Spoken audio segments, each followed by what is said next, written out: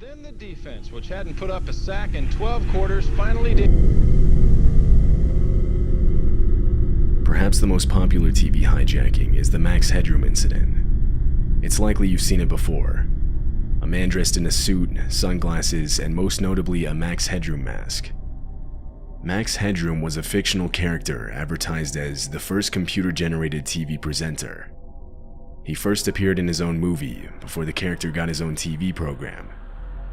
Popular back in the mid-80s, it's likely most everyone instantly recognized the mask when on November 22, 1987, a sports segment on WGN-TV was abruptly hijacked. This being what appeared on the screens of thousands. McMahon and McKinnon 14-0 Bears. Then the defense, which hadn't put up a sack in 12 quarters, finally did.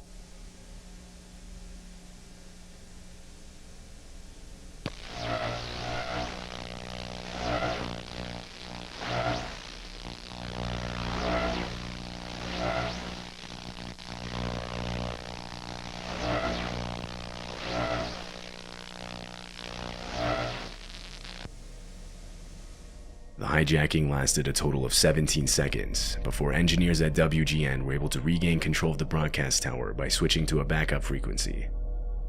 At the time, not even they knew what had happened.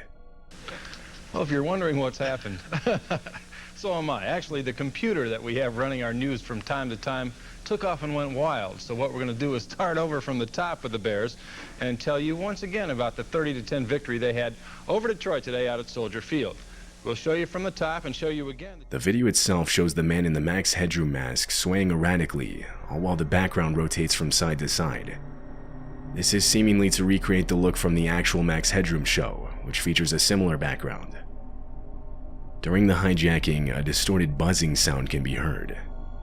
Only the visuals were successfully hijacked. However, on that same day a few hours later, a different station, WTTW, was also hijacked by the same group. And this time there was audio. You should talk often with the old ones of your tribe. That is the only way to learn. I'll get you a hot drink, miss. Oh, I could do some dry clothing. Because he's a freaking nerd. I think I'm better than Chuck Swirsky. Working with oh, Jesus.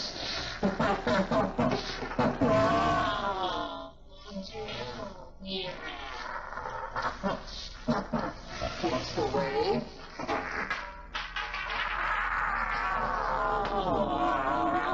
Your love is fading.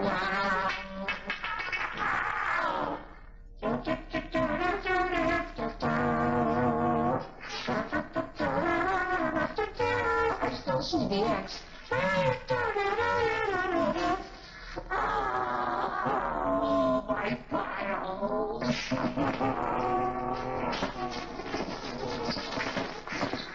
Oh, I just laid a giant masterpiece for all the greatest world newspaper nerds. Oh, they're coming to get me. This second incident lasted longer at about 90 seconds. This is because no engineers were on duty at the time, meaning no one was there to quickly switch to a backup frequency. The motive behind the interruption is unknown, as there isn't really ever one clearly established even with audio. Many suggest the man was simply rambling on, saying any nonsense sentence that came to mind. However, others think differently. I think I'm better than Chuck Swirsky. The man mentions Chuck Swirsky, who was a TV reporter employed by WGN. At one point, the man also begins humming the tune to Clutch Cargo, a cartoon that aired on WGN. He followed this with I Still See the X. This is possibly a reference to the last episode of Clutch Cargo aired on WGN, titled Big X. I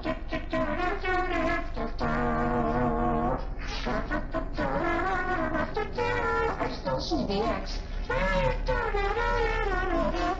Oh, I just laid a giant masterpiece for all the greatest world newspaper nerds. Additionally, the man mentions how he made a giant masterpiece for all the greatest world newspaper nerds. He likely meant World's Greatest Newspaper, or WGN, the first station that was hijacked. Perhaps he felt wronged by the station in some way, and the hijacking was deliberately created for and against WGN. Or maybe everything he said was all nonsense. Whatever the case, the FBI immediately started an investigation, confident they would be able to find whoever was responsible for the interference. But the odds, I'd say, if a guy continues to involve himself, either sporadically or continuously, it's very great that we will determine who it is.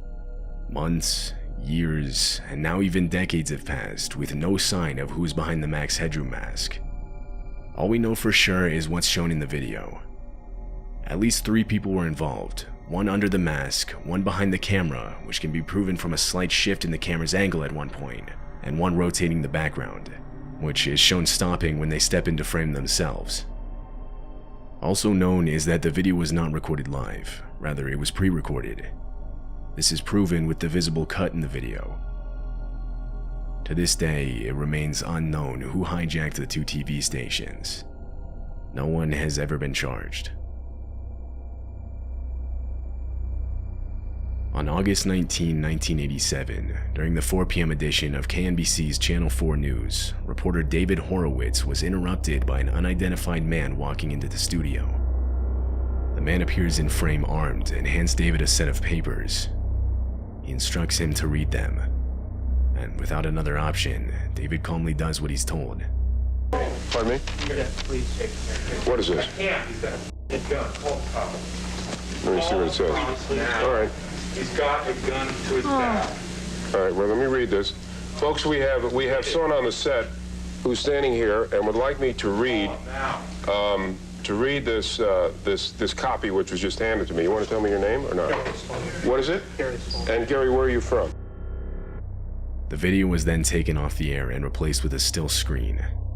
But thousands of people had already witnessed it live, and police were immediately flooded with calls from viewers. Monitors in the studio clearly indicated they were no longer on the air, but the reporters desperately tried to convince the man he was still on. He believed them and continued to let David read. I was warned in 1981 by someone with connections at the CIA to stay off the computers, that they didn't trust people on computers. When I began receiving disturbing calls from my parents, which led me to believe that something terrible was going on. I was then forced into a mental hospital in Tallahassee, where I learned that my brother-in-law had been driven insane in the same manner that someone was trying to do to me. After minutes of this, David finally finishes reading the statement, at which point the man sets down his weapon and it's revealed that it was only ever an empty BB gun. Police entered the studio and immediately arrested the guy. He was Gary Stolman. He managed to get in the studio as a guest to an employee. His father, Max Stolman, would sometimes work for KNBC as a reporter. Once inside, Gary waited for the channel to go live before walking into frame. Now, written on the paper Gary wanted read, it turned out to be a nonsense statement on the CIA, alien life, and other conspiracy-type stuff. One of the sections read, "The man who has appeared on KNBC for the past 3 years is not my biological father. He is a clone, a double created by the Central Intelligence Agency and alien forces. It is only a small part of a greater plot to overthrow the United States government and possibly the human race itself." Gary was sent to a county jail as he awaited trial. He was found mentally ill and was arranged to get the help he needed. His father later made a statement on the incident, reading, "I do have a sick son. He has been hospitalized a number of times. I'm just thankful he wasn't shot." In July of 2007, WJLA, a TV station in Washington, D.C., was abruptly interrupted from its regular programming. Everything was going as usual, when all of a sudden the screen went black, and without warning, this image appeared on viewers' TVs. A close-up, grainy, black and white photo of 2 human heads, one smiling, one not. Viewers watching live were confused and honestly creeped out. The image was unsettling, to say the least. It stayed on screen for several seconds with no movement and no sound, just the image, before abruptly disappearing and returning to the station's regular programming. Many viewers called the station and made posts online trying to get answers. In response, the cable company ended up releasing an official statement on the incident. They claimed the image was a still frame from an advertisement for the Oprah Winfrey Show that was scheduled to play later on. Basically, they reasoned that their system somehow glitched in showing the still frame. This explanation left people skeptical. Many searched but found no Oprah Winfrey advertisement showing anything resembling the still frame. It's widely believed the explanation was a cover-up for a successful hijacking of the station. Although, if this is the case, whoever's responsible for it is not identified. Viewers that had footage of the incident found that after posting them online, they were mysteriously getting taken down. There are no surviving videos left on the internet today, and so footage of the incident is now being treated as lost media. The only remaining evidence is this picture of the still frame that was shown. It's January 3rd, 2007. The Australian broadcast channel Channel 7 is broadcasting a rerun of an episode of the Canadian television documentary Mayday. At one point during the documentary, the audio suddenly cuts out and is eerily replaced with constant looping of a man yelling the words, "Jesus Christ, help us all, Lord." The visuals remain unchanged, it was only the audio that was affected. One viewer witnessing this pulled out his camera and began recording the strange audio.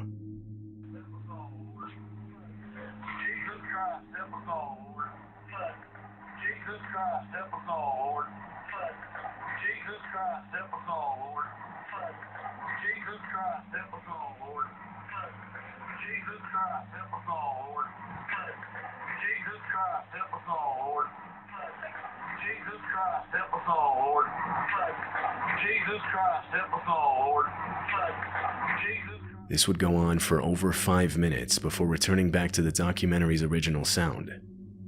The viewer wrote, "I was channel surfing and heard this weird sound being repeated. It caught my attention as it was very odd, a bit creepy. I thought it was some kind of subliminal message, or that someone must have hacked in. I tried ringing the station for several minutes, but they never picked up." After gathering enough attention, a spokesperson for the network would make a statement. He denied the transmission being a prank or security breach, and actually claimed that the repeated line was a part of the original broadcast. He further stated that the audio actually said, "Jesus Christ, one of the Nazarenes." However, there's almost no similarity between the two phrases. People took this statement almost as a joke, considering how absurd it was. It's believed the station's audio was temporarily hijacked, and the network didn't want to admit to it. A few independent researchers began an investigation on where the original audio came from, and surprisingly, it was actually found. It turns out the audio came from the haunting video of Preston Wheeler reacting to an ambush on his convoy in Iraq.